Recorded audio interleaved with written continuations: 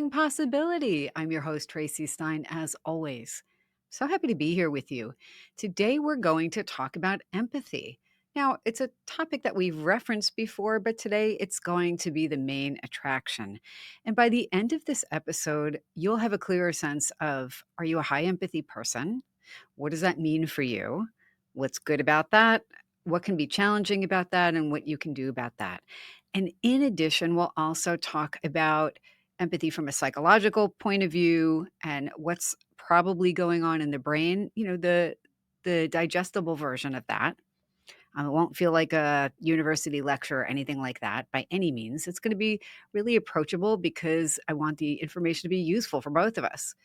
But also, we'll talk about intuitive empathy because I suspect that many more people than may be aware of it actually are high in intuitive empathy. And I want to just kind of paint a picture of what that can look like. And if you're feeling overwhelmed, what you can do to feel more in balance. So, the first thing I want to say is empathy is often confused with sympathy, but it's different. It is related, right? Sympathy is feeling for someone. You know, when you see something happen to someone or something on the news or a friend tells you about something difficult they've been going through, and you say, oh man, I feel so bad for you, or I feel so bad for that person or that animal, and so forth. Well, that's sympathy. And you can absolutely have both sympathy and empathy. But sympathy is feeling for someone.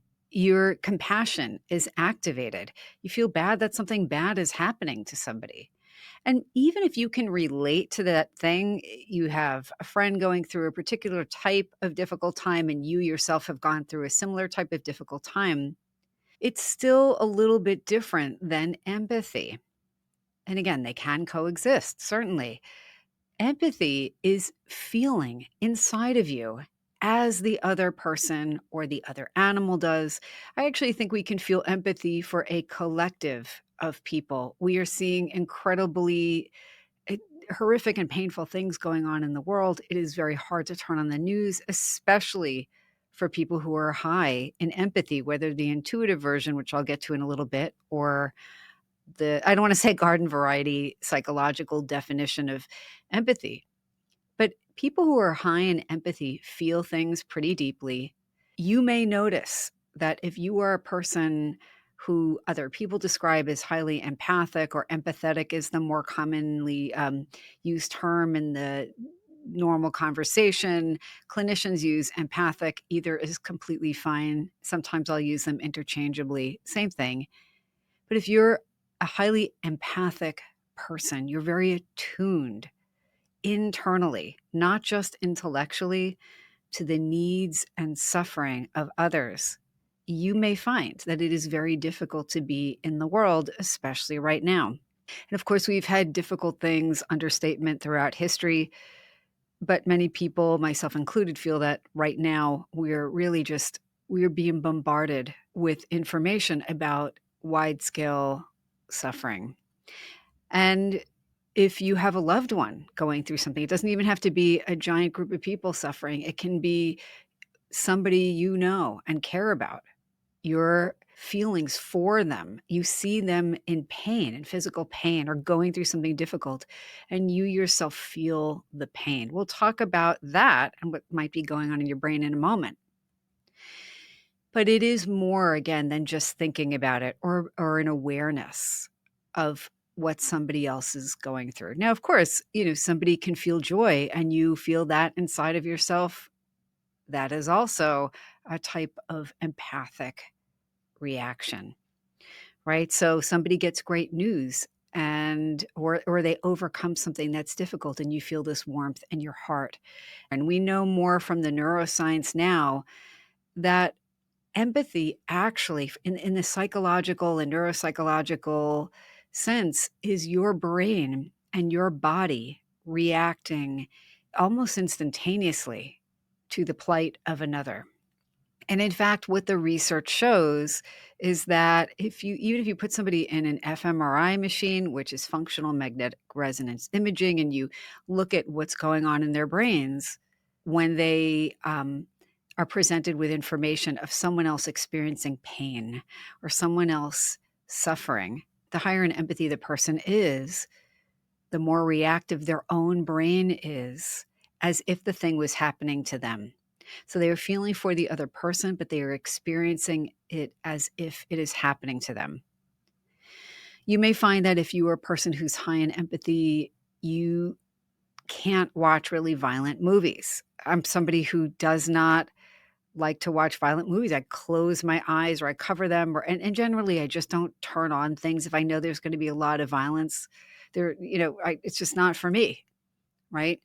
Or you might be somebody who you're watching TV shows and the characters are kind of really mean spirited. And it depends on how it's framed. Sometimes it's framed in a kind of comedic way, but when you see people who are just actively and repeatedly harmful, even in a psychological way, even if it's not physical violence, it's still kind of a violent act if somebody is abusive and especially chronically abusive. You may find that that is not something that I can put on and watch generally or right before I go to bed.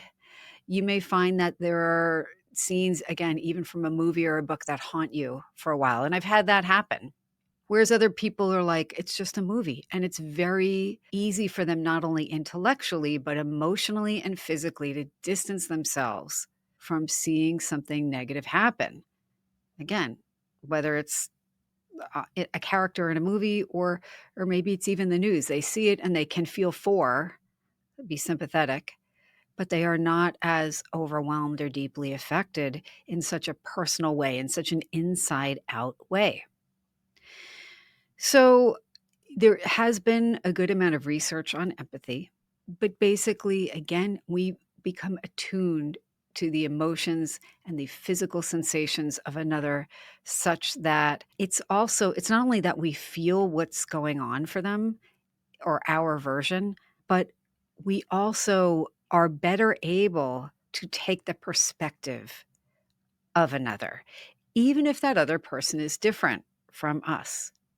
And I think that's really important lately, and I'll tell you why. If we can take the perspective of another person, even just intellectually, and there's a type of empathy that's cognitive empathy where somebody can get where somebody is coming from, but they may not be high in that emotional empathy to the same extent. But if we can take another's perspective, it is much harder to do something cruel. It is much harder to be abusive. It is much harder to dehumanize another person or another group of people. It is much harder to be cruel to an animal, although there are people who are very kind to people who animals, just the plight of animals does not move them. I would say they might be generally nice people or even sympathetic, but not super empathically attuned. That's another way of describing that. Empathy seems to be on a continuum, right? People tend to be higher, or people tend to be maybe kind of medium, run of the mill empathy, where they can feel both for someone and kind of feel like, ooh, that was hard to watch or hard to hear about. But it's not something that they're as overwhelmed by, or maybe their empathy isn't triggered as easily. There are people who are incapable of empathy, and when you've heard of people talking about psychopaths and people who are, I'm going to say, serial killers, or just believe it or not, just people in everyday life that look like your average person and might have a family and might come across as kind, but they could still be really low empathy. And you'll see that sometimes, leak out and how they are when they think no one's looking, or they just don't seem to have a normal response when something terrible happens to someone else or another group of people. We're seeing a lot of that in the world today. Again, people who are able to, love their own kind or their own family or people they feel like are like them, but are okay with cruelty to another group of people who they perceive as not like them, and again, to animals. And that's actually separate from people who enjoy cruelty. That's a whole other topic. That's when we're talking about sadism. we're not going to tackle that in this episode. But most people probably have some capacity for empathy. Empathy is also something that in most people can be trained somewhat, so that if you are a lower empathy person, but you want to you're open to better understanding what someone else is experiencing. Well, one way to do that and to cultivate greater empathy is to step into the experience in your mind of another person, an animal, and so forth. So that might be something in your therapy, or it might be guided imagery that you create or that you find out there. But empathy, I think, is essential for a high functioning society, right? Because again, when we are empathically attuned to others, we tend to take care of them more. We see them more through we see their experience through our own eyes to some extent. That's vital. And we can even cultivate empathy with people we have been at odds with. Now, the current political climate, we've seen people talking about that in the media, in the news, in small groups with friends, like, how could somebody think this? Or how could somebody do this? Or how could somebody support that? And we've become so polarized, at least here in the United States, and I know elsewhere as well, that there's a lot of tendency to just shut down or to other. So this person is not like me.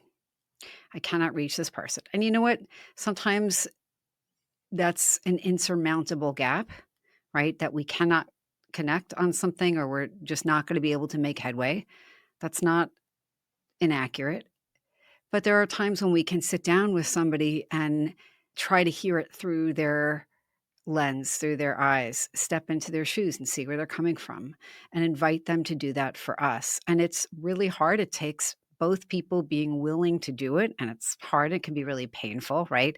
A lot of times we avoid allowing ourselves to be empathically attuned to someone else if we are afraid of being hurt by them or victimized by them and so forth.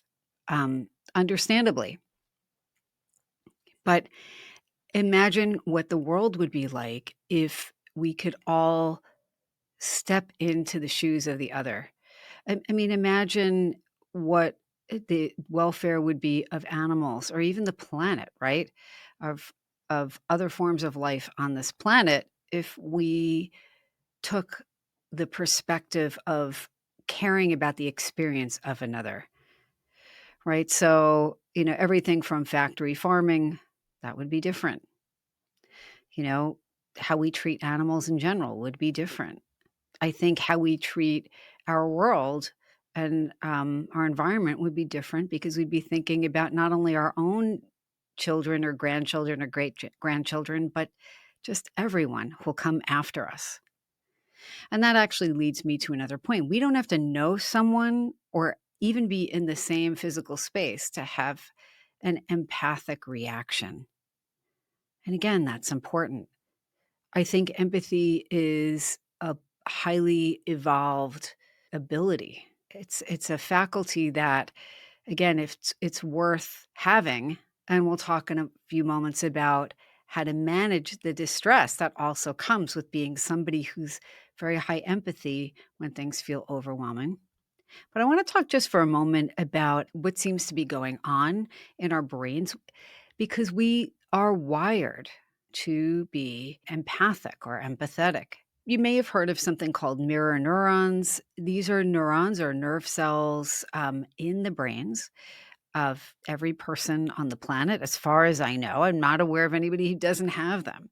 And they respond to the actions or behaviors or emotions of others by activating the same areas or corresponding areas in our own brains. So even if we're not doing the same thing. So, a very simple, unemotional example is if we are seeing somebody ride a bike, the same areas in our own brains, not to the same extent necessarily, but those motor areas of our brains, our motor cortex, you would expect to see some engagement there in a similar way to the activity in the motor cortex of the person who is doing the biking. We see things. That is how we learn to mimic even the facial expressions of other people as we're growing up. And we smile and we have that feeling of happiness. We see someone else smile, it triggers a smile in us. There are reasons for that. So lots of brain areas involved, not just one. I don't claim to be a neuroscientist, and someone else could come on the podcast and probably do a much more eloquent job of explaining this, but many, many areas of the brain. The research again indicates that there is some mechanism affecting the neurons in our own brains that's connected with our own emotional states, but also with the emotions that are going on in another person. We see somebody else crying and we feel sad. We may also notice, as we're seeing somebody else who seems really nervous or anxious, our own body responding in a similar way. We might find our own heart rate changing if it makes us anxious to see somebody going through something anxiety provoking. Pain is something else that we have data on from various studies. Seeing someone else experiencing physical pain lights up various areas in our own brains that give us a kind of quote firsthand emotional experience, even though it is really secondhand. But we feel it. We ourselves feel it. We ourselves automatically activate the same neural networks that would be involved if we were the ones feeling pain. We feel it emotionally and somewhat literally. So, several years ago, a paper came out looking at men's and women's responses to observing people who experienced experimentally induced pain. So, just so you know, in studies where the experimenters, for the purpose of science, and the people agree to it, just so you know, but induce pain in someone, again, who's agreed to be part of the study, it's usually like a shock or maybe a pinprick or something. It's not certainly not life-threatening, but a group of participants were recruited for the study to observe people first playing some sort of financial investment game, and then subsequently, each one of the people playing this game independently receiving some sort of painful stimulation. But the point is, some of the people they observed were considered to be playing fair, and thus the participants thought of them as, quote, good people. And when those people received a painful stimulus after playing the financial investment game, they're playing fair. Both men and women felt they had an empathic response. And you could see this in the brains of people viewing this, right? But in contrast, when the person that they were observing had been perceived to be playing unfair, like dirty pool, as they say, they were perceived as bad people. And when they received a painful stimulus, the women had slightly less of an empathy response in their brains. But the men actually weren't experiencing empathy. They were experiencing more activity in the reward areas of their brain. In this case, just for anybody who's curious, of the ventral tegmental area and the nucleus accumbens. You don't need to know that. But the intensity of their feelings of reward were correlated with the desire for revenge on the quote bad people. The people who had played dirty or played bad, were considered bad by the participants. Again, the desire for revenge, and you could see it in their brains. They were not like, well, you're not a great person, or I don't think if you weren't playing fair in this game, but I still feel for you. The women actually still felt bad for the people, but like less bad than they felt for the person who was just seemed to be super honest. But I think that's really interesting and important. And again, please know I'm not generalizing that all men are low empathy and all women are high empathy. That's actually not true. I think what they were saying is, in general, this is what they found in that study. It might explain why my husband can watch these, crazy shoot 'em up type of movies, and I cannot. I couldn't, after a while, I couldn't get through Game of Thrones. Excellent series in many ways, so violent. I mean, I spent so much of the time with my eyes covered. It's just a lot, right? And if you had that experience, you know what I'm talking about. So The point of this is that if you're a high empathy person and you feel for everybody and I don't know, seeing someone squash a bug is, you kind of feel bad. Well, guess what? Now is a tough time to be alive. I mean, it's a tough time to be alive, I guess, anyway. And we'll talk in a moment or in a few minutes about what we can do about that. And when we come back from the break, because, I have to take a quick break, we'll talk about intuitive empathy, what that is and what that can feel like. And then we'll talk about what you can do, because really the options I'm going to offer for you are going to be the same whether you're an intuitive empath or not so intuitive empath and kind of regular empath. But I think sometimes people are more intuitive than they realize. Anyway, so we'll get to that in a moment. Stay tuned.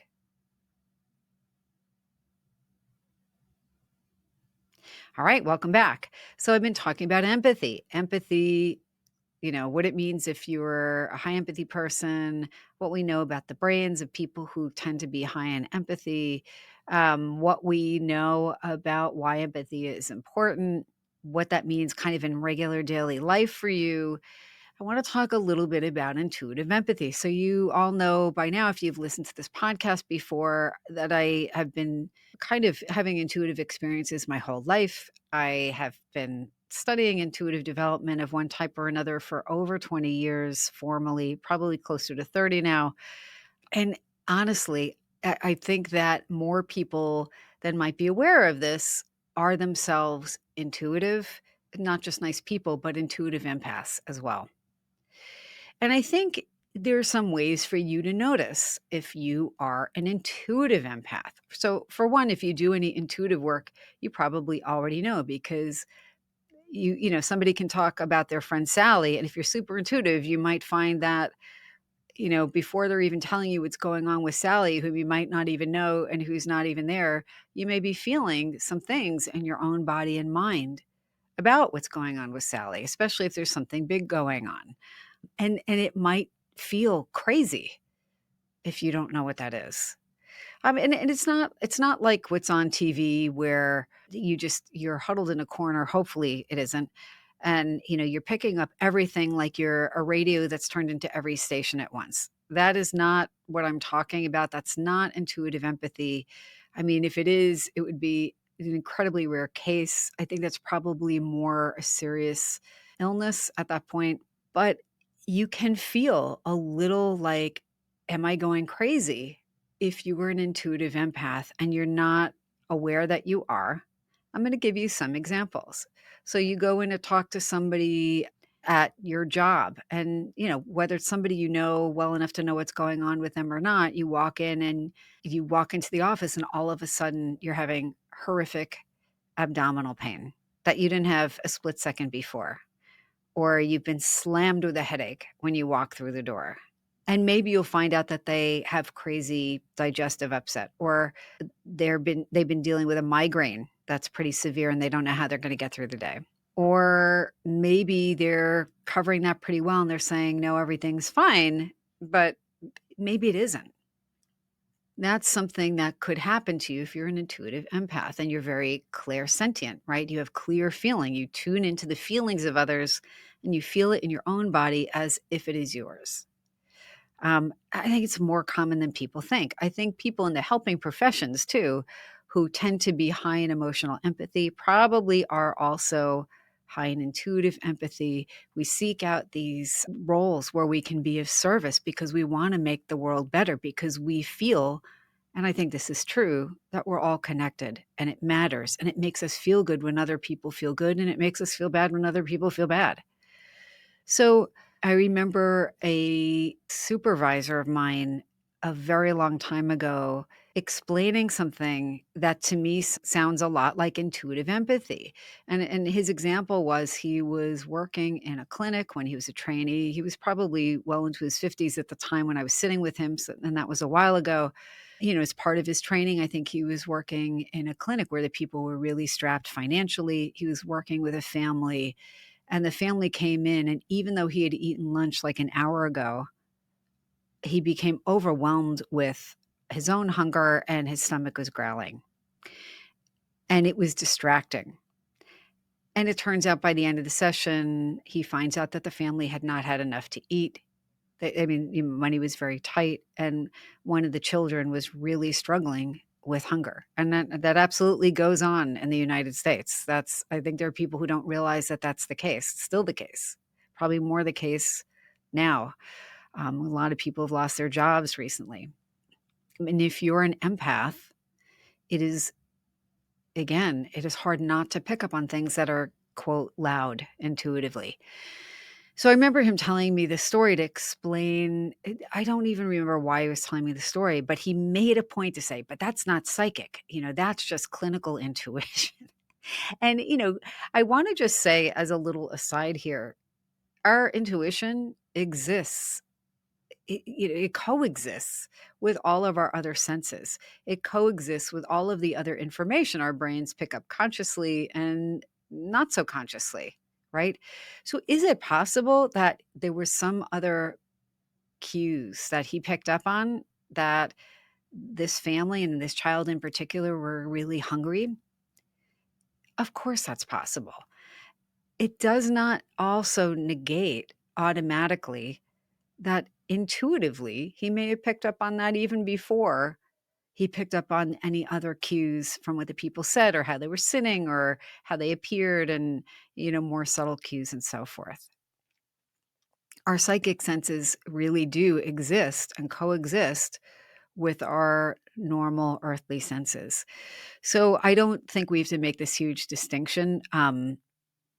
I mean, it's important to kind of know, though, if you are more sponge-like, either emotionally and psychologically or intuitively.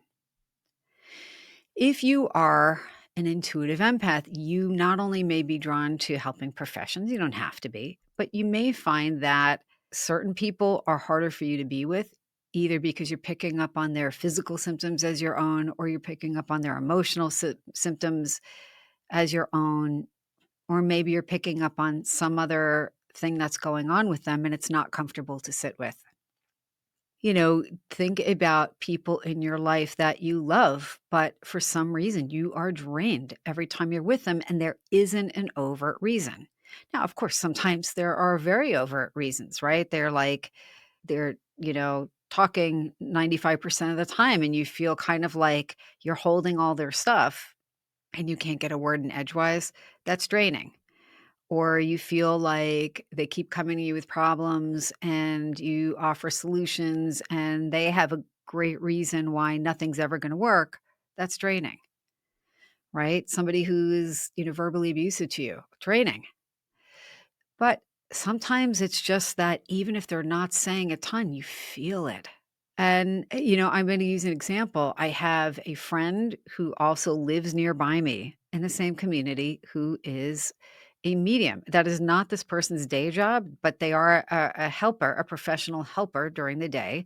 And where this person works, they don't know that this woman is a professional medium. As you may know, a medium is someone who connects with people's loved ones who've passed away. But generally, if you do any sort of intuitive work, your senses just get heightened over time, and it's important to not only learn how to ground and kind of put the do not disturb sign when you don't wanna be so open, but you also have to honor that between the heightened intuition and, your own personality, because we all have one. Some people need a lot more downtime or alone time to reset, right? They can only do so much peopling. And like the joke in the neighborhood, and I forget who told me this, was that, oh, when, the husband, would refer to his wife, people would joke like, oh, I wonder if she's a real person because she didn't really come to as many things. And, what she said is that gigantic crowds of people feel overwhelming. And she needs that downtime. She needs to be really thoughtful about what big gatherings she goes to and for how long. Who's going to be there? What's going to be the tone of the event? So you may find if you're really high in empathy that sounds a little like you, right? And we're all different. We come in all different flavors. And so we all just have to kind of find a way to make it through the world in the way that works best for us, that feels like it's healthy for us, and we are the ones to determine that, and that honors who we are, but also honors our need for self care and does that in a way that works for us. So, intuitive empaths might generally also just be more emotionally empathetic, emotionally sensitive, really can't hear about, you know, a million distressing things. That's not even a great way of explaining it, but they have to be thoughtful about what kind of information they take in, how often, what it is, how much of it, and I think that comes with experience. Intuitive empaths, again, as I mentioned, can just know things without knowing how they know them. Their other psychic senses might also be pretty active. They might just have a sudden, oh my God, I just know this without how knowing how I know it. That's clear cognizance. Or they might have an image flash in their mind's eye that makes sense of what they're feeling. Oh, this belongs to this person. I see it. Not unusual. I myself find that between doing the work I do during the day, as they say, and doing the intuitive kind of training, I need to be thoughtful. About who I spend time with and to what extent and how much time I get to recharge. And for me, recharging is going to be either sometimes by myself or with my pets or or maybe with a small group of people or maybe just my husband sometimes. And I do like being in big groups of people. It can feel energizing. It can feel wonderful. It can feel great to be with other people who are really enjoying themselves. That can feel wonderful. But I may also be the first person some nights to be like, all right, it's time to go. I mean, and other nights, no, right? But you have to kind of pay attention to how you're feeling. So let's see. If I want to talk about some of the pluses, if you are an empath, chances are you have a lot of people who enjoy being in your presence because they feel innately understood by you. Totally makes sense, right? You may find that you feel deeply connected to nature. You may find that you feel deeply connected to and passionate about helping others. Very good things. But are you vulnerable to going home with someone else's headache or stomach ache or sadness and having to say, is this mine or is this someone else's? Yes. So here are some things you can do because that's important. Because again, we don't want people to shut down because they get burnt out. We don't want people to lose their empathy because it's a really beautiful gift. And again, I think empathy is part of what makes the world better, right? You see people who are in Doctors Without Borders or the Red Cross or volunteering for something else, working with animals at an animal shelter. And you can tell the people who are really not, it's not just a job, they're doing it because they're passionate about it and they care. Animal rescue people. They make the world better and they can, seeing their ability to connect can help everybody to see the importance of that, or just about everybody. So, but challenges, I mentioned overwhelm and burnout. Another challenge, difficulty setting boundaries, right? Because it is so hard to not want to help everyone and everything when you feel their pain.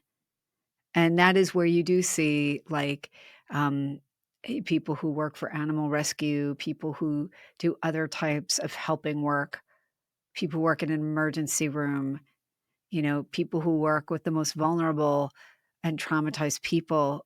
There is the tendency to ultimately become overwhelmed and burnt out and feel like you're drowning. Also, difficulty setting boundaries and saying no. So, vulnerability to, I'm going to say our own negative emotions because the negativity of the world can feel overwhelming. Just feel like it's too much, right? Being so angry and overwhelmed and grief stricken by what is going on in the world. So, what can you do? I'm going to give you some suggestions. Number one, use the power of your brain and your mind. I talked in a recent podcast episode about the power of ritual, right? So rituals, these behaviors or these sets of behaviors that are imbued with some sort of meaning, emotional, psychological, spiritual, things that can be very simple, but remind us to be grounded, to stop, to recenter, to put the do not disturb sign on or close for the day sign on. People use a lot of rituals that have been around for a million years and kind of distilled down, like taking sea salt, which is supposed to absorb or cleanse negativity. It doesn't matter. To be honest, do I know if it really does that or not? I don't know. But if you have the sense in your own psyche that this will be helpful and it takes on that meaning, and you do it thoughtfully, and you have the image of it in your mind that I'm going to take this handful of salt with me into the shower and kind of rub it all over and wash it down the drain, and imagine that what I've been carrying around from the day, everybody else's stuff can go just safely be neutralized and go down the drain. That's very powerful. I don't underestimate that. Right, because remember, everything we do, whether it's psychic or not, is something we process to some extent through our own bodies and brains and our hearts. So do something grounding, do something cleansing. Maybe that's yoga. Maybe that's going for a jog. Maybe that's meditating. Maybe that's writing down everything you want to let go of today. Things, your own emotions that have felt too difficult to hold, somebody else's emotions. Crumple the paper and throw it in the garbage outside your house. And just say, I release. I release that. Your subconscious, as you already know, loves symbol, imagery, metaphor. And you can really use that. If you struggle with setting good boundaries, and this doesn't matter whether you're an intuitive empath or you're a non-intuitive empath, if you feel that that's more you, if you have trouble setting boundaries, that's something to work on. Getting clear on what kind of boundaries you want to set, or if it's difficult, why.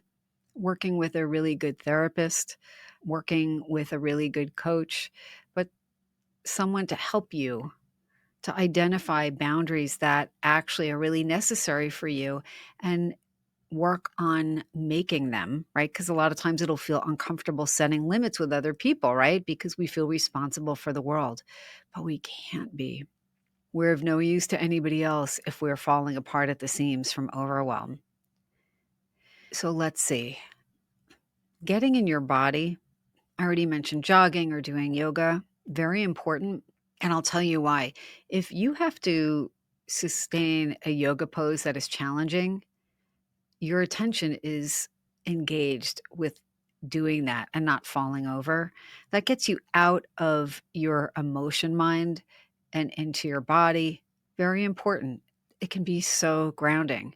Going for a jog can help you expend excess energy and tension. Very important.